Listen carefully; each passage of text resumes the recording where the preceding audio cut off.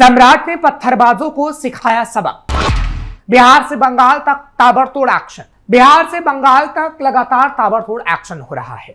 पत्थरबाजों पर तगड़ी कार्रवाई हो रही है तो कट्टरपंथियों की कुटाई हो रही है।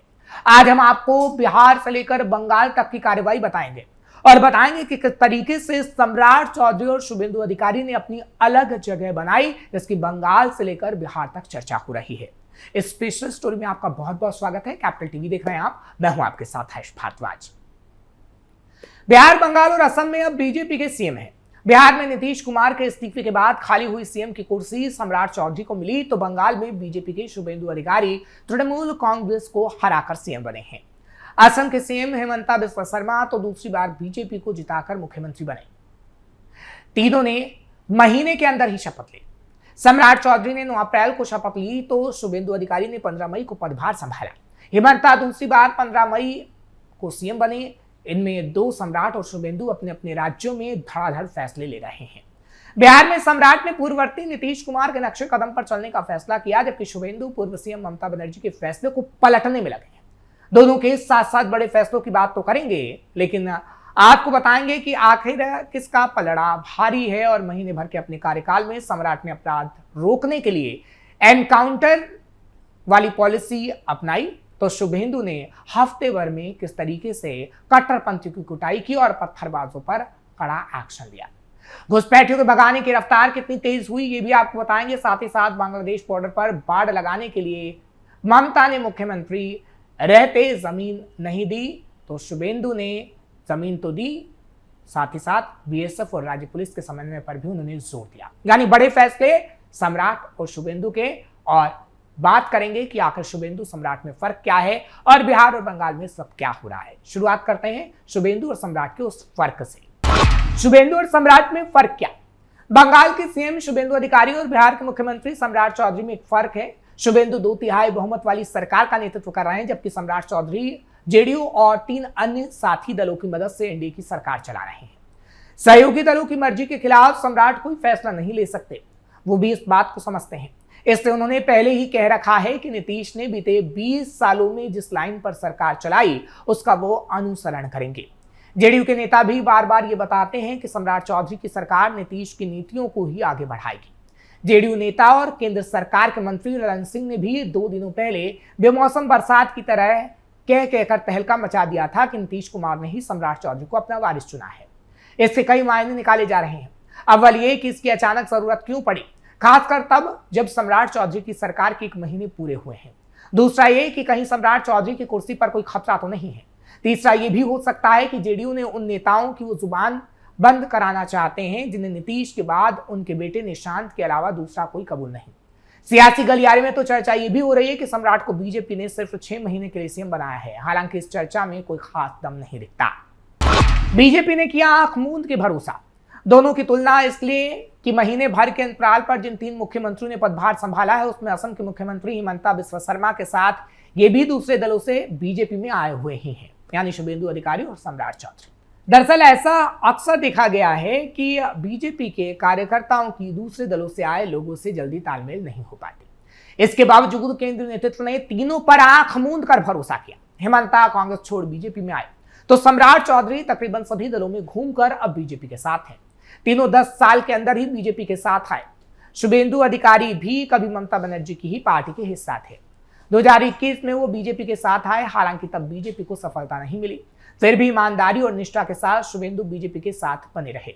आज तीनों बीजेपी के कद्दावर नेताओं में शुमार हैं। शुभेंदु पर भरोसा क्यों? शुभेंदु पर बीजेपी का भरोसा 2 कारणों से पुख्ता हुआ। अव्वल तो 2021 में तृणमूल कांग्रेस यानी टीएमसी छोड़ने के बाद प्रतिकूल परिस्थितियों में भी उन्होंने बीजेपी का साथ नहीं छोड़ा। दूसरा और सबसे बड़ा कारण ये कि उन्होंने पहली बार 2021 में मामूली अंतर से ही सही नंदीग्राम में ममता बनर्जी को हराया और इस बार यानी 2026 में उनके भवानीपुर में ही उन्हें परास्त किया। अन्य कारणों में यह भी कि उन्होंने ममता जैसी पॉलिटिकल पर्सनैलिटी पर अपना चेहरा भारी बना दिया। ममता को उन्होंने उस स्थिति में पहुंचा दिया है कि टीएमसी के सांसदों विधायकों के ही साथ छोड़ने की शंका जाहिर की जाने लगी है।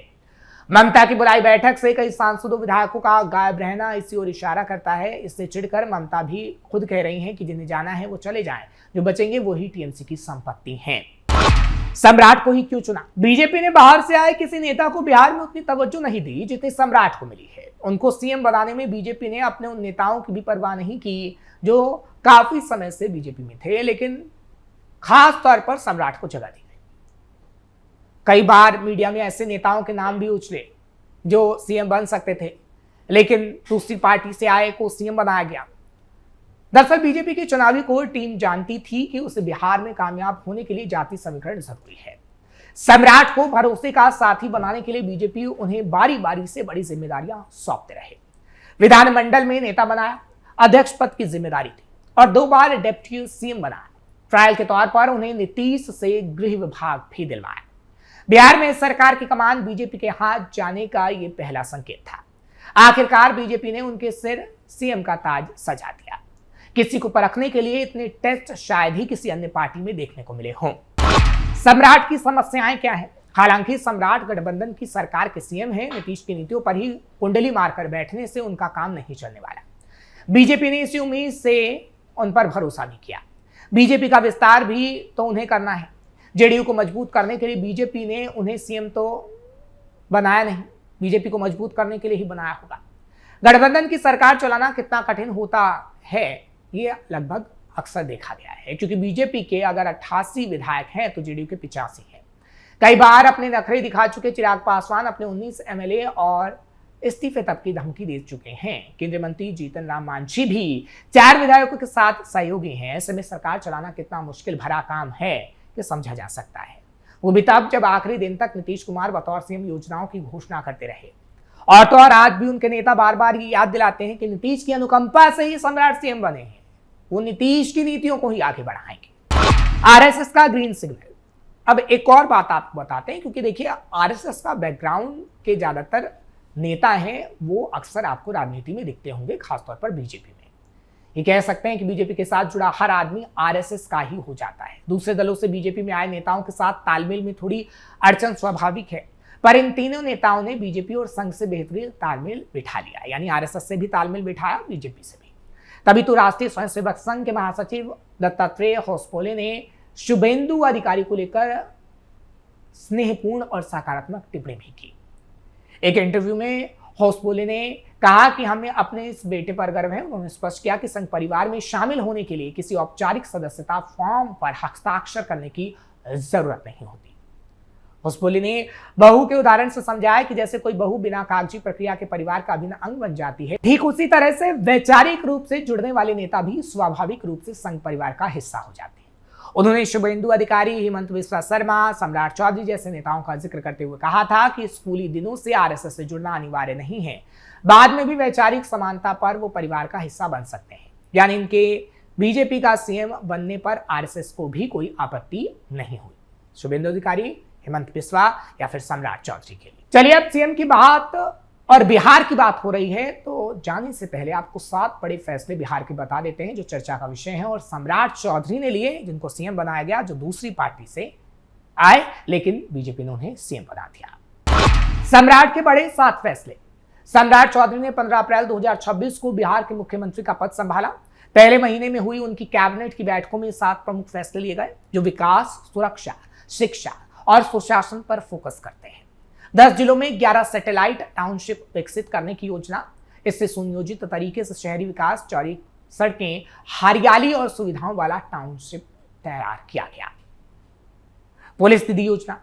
ठीक इसी तरह महिला सुरक्षा के लिए इस योजना के तहत 1500 महिला पुलिसकर्मियों को स्कूटी देना, इनकी स्कूल कॉलेज के पास तैनाती सुरक्षा कर्मियों की, ताकि कोई घटना ना हो। तीसरा, सहयोग की त्रिवेणी, क्योंकि शिकायत निवारण के लिए हेल्पलाइन नंबर जारी किया गया, पोर्टल बनाया गया। 30 दिनों में शिकायत निस्तारण नहीं होने पर अधिकारियों को फटकारा गया, यानी अधिकारी को फटकार लगाई गई और अधिकारियों को कहा गया कि कार्रवाई तेजी से तेजी होनी चाहिए।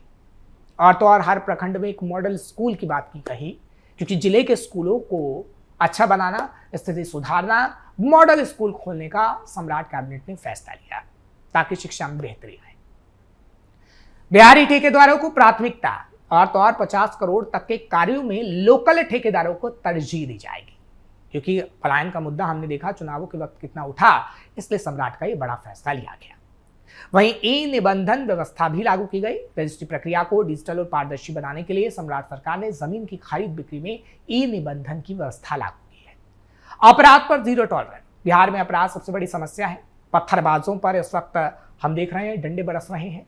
नीतीश कुमार की तरह ही सम्राट ने भी क्राइम, करप्शन और कम्युनलिज्म पर जीरो टॉलरेंस की नीति अपनाई है और हम देख रहे हैं कि किस तरीके से इस वक्त कट्टरपंथियों को सबक सिखाने का काम सम्राट कर रहे हैं। यानी कहा जा सकता है कि बिहार से लेकर बंगाल तक तगड़ा एक्शन देखने को मिल रहा है और सम्राट चौधरी एक एग्जाम्पल सेट कर रहे हैं। इसलिए हमने आपको बताया कि कितनी बड़ी कार्रवाई इस वक्त बिहार के अंदर हो रही है और कैसे बंगाल से लेकर बिहार तक इन सीएम की चर्चा हो रही है, जिसमें सम्राट भी एक है। आपको ये खबर कैसी लगी कमेंट सेक्शन में जरूर बताएं। खबर को लाइक शेयर करें। कैपिटल टीवी को सब्सक्राइब करना मत भूलिएगा।